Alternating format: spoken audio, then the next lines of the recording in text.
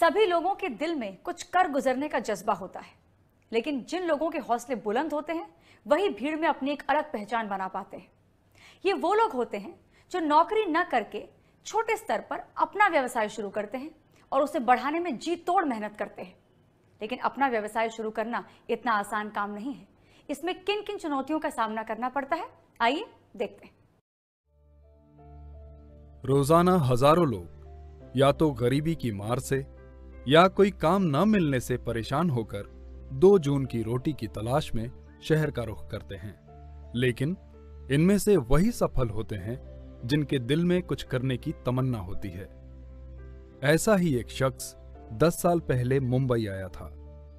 उन दिनों बारिश का मौसम था। ऐसे में उसके पास अपना सर छिपाने के लिए जगह भी नहीं थी। जैसे तैसे समय कटा और कुछ दिन बाद काम ढूंढने पर उसे एक जूता चप्पल बेचने वाली दुकान पर काम मिल गया। पर उसका मन इस काम में नहीं लग रहा था। उसका सपना तो कुछ और ही था। कुछ महीनों तक यूं ही चलता रहा। उसे जब भी समय मिलता वो निकल पड़ता अपने सपनों की उड़ान पर। काम से मन ऊब जाने के कारण उसने नौकरी छोड़ दी और अपना खुद का जूता चप्पल बनाने का धंधा शुरू करने का फैसला किया। शुरुआत इतनी आसान नहीं थी। शुरू में उसे उद्योग शुरू करने में काफी मशक्कत करनी पड़ी। उसने अपने पास जमा कुछ पूंजी को इसमें लगाया और कुछ इधर उधर से व्यवस्था की। काम करते करते उसने कुछ जान पहचान भी बना ली थी, जिसका उसने फायदा उठाया। उसके 2 दोस्त भी उसके इस काम में हाथ बटाने लगे और देखते ही देखते उसका जूता चप्पल बनाने का उद्योग चल पड़ा। आज वो एक सफल लघु उद्यमी के तौर पर खुद को स्थापित करने के साथ ही अन्य लोगों को रोजगार भी मुहैया करा रहा है। कहते हैं ना, दिल में अगर कुछ कर गुजरने की तमन्ना हो तो रास्ते खुद ब खुद निकल आते हैं। अब बात करते हैं लघु और मध्यम उद्योग क्या होता है और देश के विकास में ये सेक्टर महत्वपूर्ण क्यों है। लघु एवं मध्यम उद्योग वो उद्योग हैं जिनमें काम करने वालों की संख्या एक सीमा से कम होती है तथा उनका वार्षिक उत्पादन भी एक सीमा के अंदर रहता है। किसी भी देश के विकास में इनका महत्वपूर्ण स्थान है। ईएमई को रोजगार का ऐसा साधन माना जाता है जिसके दायरे में बड़ी तादाद में लोगों को रोजगार के अवसर मिलते हैं। भारतीय अर्थव्यवस्था में लघु और मध्यम उद्योग यानी कि SME बहुत महत्वपूर्ण किरदार निभाता है। छोटे और मध्यम उद्योग निर्यात, रोजगार सृजन, ग्रामीण औद्योगिकरण और उद्यमिता को बढ़ाने में सहायक होते हैं। ईएमई सेक्टर देश के करीब 6 करोड़ लोगों को नौकरी देता है। देश की जीडीपी में 17% की हिस्सेदारी छोटे उद्योगों की है।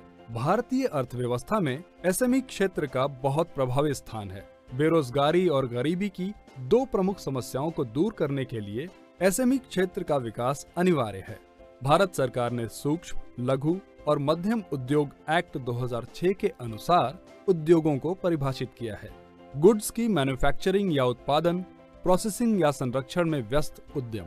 जिस किसी उद्योग में प्लांट और मशीनरी की लागत 25 लाख रुपए से कम है उसे सूक्ष्म उद्यम कहा गया है। प्लांट और मशीनरी की लागत 25 लाख रुपए से ज्यादा लेकिन 5 करोड़ रुपए से कम उसे लघु उद्यम कहते हैं और 5 करोड़ रुपए से ज्यादा लेकिन 10 करोड़ रुपए से कम उसे मध्यम उद्योग कहते हैं। दूसरी परिभाषा है सेवा प्रदान करने में व्यस्त उद्यम। सेवाओं के उपकरणों में निवेश अगर 10 लाख रुपए से कम है तो उसे सूक्ष्म उद्यम कहेंगे। अगर उपकरणों में निवेश 10 लाख रुपए से 2 करोड़ रुपए तक है तो उसे सूक्ष्म उद्यम कहेंगे और 2 करोड़ से अधिक निवेश है तो उसे मध्यम उद्यम कहेंगे। छोटे उद्योग जिनके प्लांट और मशीनरी की लागत 10 करोड़ रुपए से कम है और सेवाएं जिनके उपकरणों में लागत 5 करोड़ रुपए से कम है, उन उद्योगों को तथा सेवाओं को MSMED एक्ट के तहत फंडिंग दी जा सकती है। इसके लिए उन उद्योगों को सूक्ष्म, लघु और मध्यम उद्योग एक्ट के तहत खुद को रजिस्टर करना होगा। MSME की फाइनेंस शुरुआत में पारंपरिक रूप से ही होती है, जैसे कि जमा बचत या किसी पुश्तैनी संपत्ति को बेचकर, किसी रिश्तेदार या साहूकार से लोन लेकर ये व्यवसाय शुरू होता है। जैसे जैसे व्यवसाय बढ़ता है वैसे वैसे ज्यादा कैपिटल की जरूरत पड़ती है। इस जरूरत को पूरा करने के लिए बैंक से लोन की सुविधा मिलती है।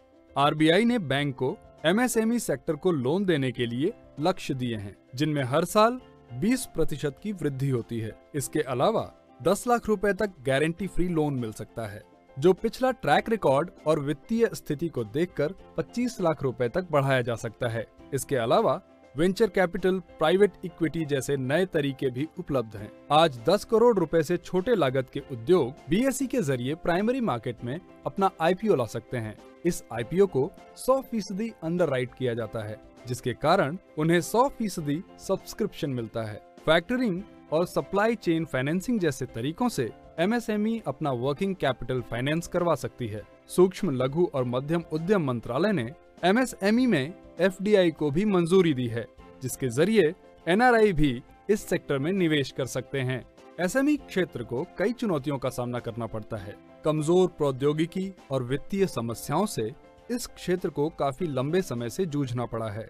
साथ ही महंगे कर्ज, नई प्रौद्योगिकी तक सीमित पहुंच, बदलते हालात से सामंजस्य बिठाने की असफलता, राष्ट्रीय और अंतर्राष्ट्रीय बाजार तक पहुंच का नहीं होना, प्रशिक्षित कर्मचारियों की कमी, अपर्याप्त आधारभूत संरचना मसलन पानी, बिजली और सड़क आदि, नियामकीय अड़चन, श्रम समस्या, पर्यावरणीय मामले समेत कई ऐसे मुद्दे हैं जिससे एसएमई को झटका लगा है।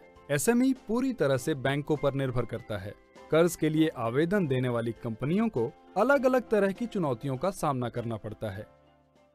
एसएमई लोन के लिए सबसे पहला क्राइटेरिया तो ये है कि आपका जो भी बिजनेस है उसमें प्लांट एंड मशीनरी में इन्वेस्टमेंट 10 करोड़ से कम होना चाहिए, या तो अगर आप सेवाओं में हैं तो आपके उपकरणों में इन्वेस्टमेंट 5 करोड़ से कम होना चाहिए। एसएमई लोन बहुत सारी संस्थाएं आपको आज की तारीख में मिल सकती है, लेकिन central as well as state government के तहत बहुत सारी संस्थाओं को ये अधिकार दिया गया है जो एसएमईज को लोन की सुविधाएं दे सकती है। इनमें सबसे पहली संस्था है सिडबी है या नाबार्ड है, इसके अलावा एनआईएसएम है। लोन लेने के लिए आपको जो डॉक्यूमेंट्स लगेंगे उसमें सबसे पहला डॉक्यूमेंट आपको एक प्रॉपर प्रोजेक्ट रिपोर्ट बनाना है।